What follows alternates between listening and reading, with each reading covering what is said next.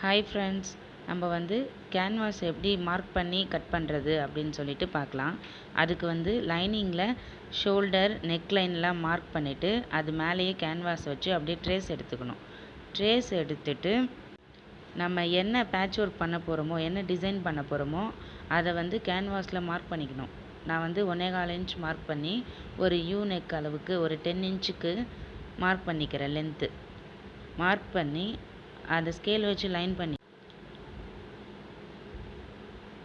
இதை you neck அப்படியே mark பண்ணி எடுத்துட்டு லைனிங்கை எடுத்துட்டு கேன்வாஸ் மட்டும் நம்ம இப்போ சிசர் வச்சு கட் பண்ணிக்க போகிறோம்.